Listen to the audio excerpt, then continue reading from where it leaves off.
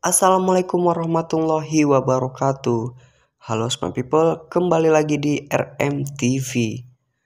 Di kesempatan kali ini kita akan membahas tentang salah satu penjelajah dunia yang paling terkenal pada abad ke-13, yaitu Marco Polo. Marco Polo adalah salah satu penjelajah dunia paling terkenal yang hidup pada abad ke-13. Kisah Marco Polo menelusuri jalur sutra hingga ke negeri Cina tertuang dalam sebuah buku berjudul Perjalanan Marco Polo.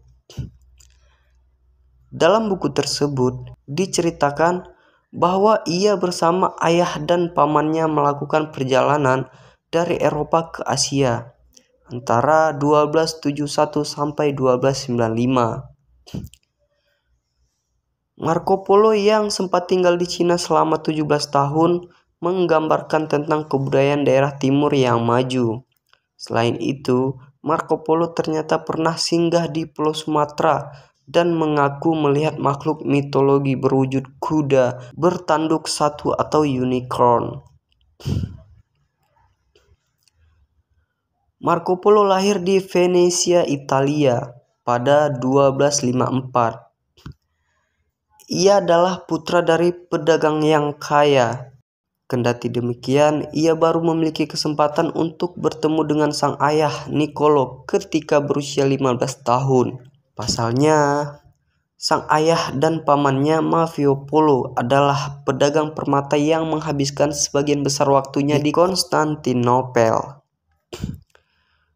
Perjalanan Niccolo dan Mafio ketika bergabung dengan misi diplomatik ke istana Kubilai Khan, penguasa Mongol, itulah yang nantinya membawa Marco Polo menjelajahi negeri-negeri di Asia.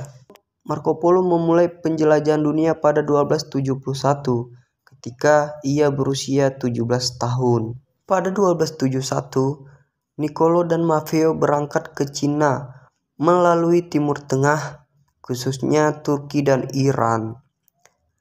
Mereka kemudian membelok ke selatan menuju Teluk Persia untuk melanjutkan perjalanan melalui laut. Akan tetapi, rencana tersebut urung dilakukan setelah melihat kapal-kapal yang ada tidak layak pakai. Marco Polo bersama ayah dan pamannya memutuskan untuk kembali melanjutkan perjalanan darat dengan berjalan melewati pegunungan, daratan tinggi, dan padang-padang di Afghanistan. Dari situ, mereka akhirnya sampai di Kashgar, yang sekarang masuk di Xinjiang Uighur di Cina.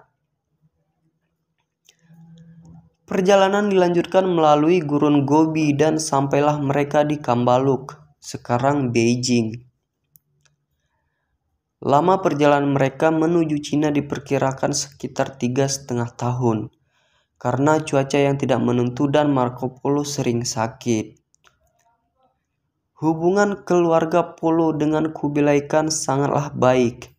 Bahkan, seperti yang diceritakan dalam buku Marco Polo, keluarganya diberi jabatan penting di istana.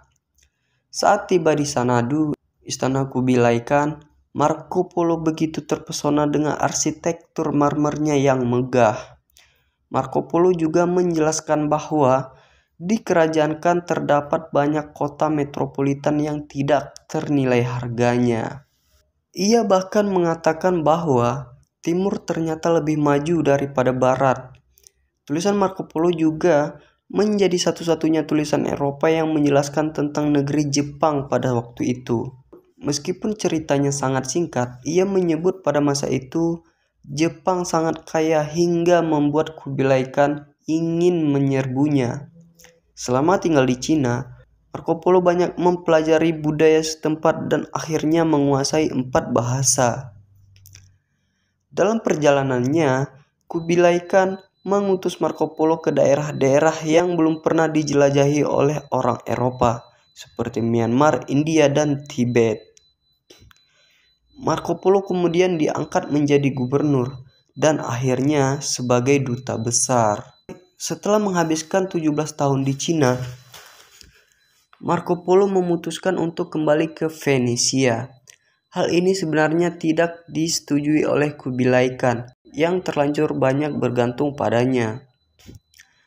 Oleh karena itu, Kubilai Khan menyetujui permintaannya dengan satu syarat, yaitu harus mengawal seorang putri Mongol ke Persia. Marco Polo dan keluarganya meninggalkan Cina pada 1292 bersama ratusan penumpang dan pelaut. Mereka berangkat dari Guangzhou, kemudian singgah di Vietnam. Dari situ, rombongan Marco Polo menyusuri semenanjung Malaka, Pulau Sumatera, dan Sri Lanka. Mereka kemudian melanjutkan petualangan menuju pesisir India dan tiba di Persia. Sepanjang perjalanan, mereka melewati banyak rintangan yang menewaskan ratusan penumpang, utamanya karena badai dan penyakit. Pada saat rombongan Marco Polo tiba di Persia, penumpang yang tersisa tinggal 18 orang. Selain itu, keluarga Marco Polo kehilangan 3/4 kekayaannya pada pejabat Genoa. Setelah 21 bulan berjalan, mereka akhirnya sampai di Venesia. Beberapa tahun setelah kembali dari Cina, Marco Polo memimpin seorang melawan Genoa. Marco Polo akhirnya ditangkap dan dijatuhi hukuman penjara di Genoa, di mana ia bertemu dengan tahanan yang merupakan seorang penulis bernama Rustichello. Konon Marco Polo menuliskan bukunya Perjalanan Marco Polo yang kemudian sangat terkenal di penjara ini. Perjalanan Marco Polo memuat kisahnya ketika menuju dan kembali dari Asia, kebudayaan yang ia pelajari, serta pencapaiannya. Pada masanya, buku yang dicetak dalam bahasa Prancis, Italia, dan Latin tersebut menjadi bacaan paling populer di Eropa. Kendati demikian, banyak juga yang mempercayai bahwa cerita yang dituangkan Marco Polo dalam bukunya hanyalah sebatas fiksi.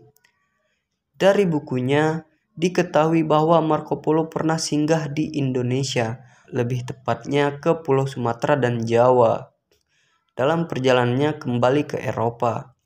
Menariknya, ia mengaku melihat unicorn atau makhluk mitologi berwujud kuda bertanduk satu. Namun, para peneliti menyimpulkan bahwa hewan yang dilihat Marco Polo sebenarnya adalah badak Sumatera. Marco Polo menyebut bahwa Pulau Jawa sangat luas dan menceritakan tentang penyerangan Kubilai Khan ke kerajaan di Jawa. Selain itu, ia juga menguraikan tentang beberapa kerajaan yang berdiri di Nusantara saat itu, seperti Kerajaan Perlak, Samudra, dan Lamuri. Marco Polo dibebaskan dari penjara pada 1299, ketika Venesia dan Genoa akhirnya berdamai. Sekembalinya ke Venesia, ia menikah dan memiliki 3 anak perempuan. Marco Polo meninggal di rumahnya di Venesia pada 8 Januari 1324. Semenjak berkeluarga hingga sebelum meninggal, Marco Polo menghabiskan hidupnya dengan menjalankan bisnis keluarganya. Oke smart people, tadi merupakan sedikit kulikan tentang Marco Polo. Semoga bermanfaat. Assalamualaikum warahmatullahi wabarakatuh.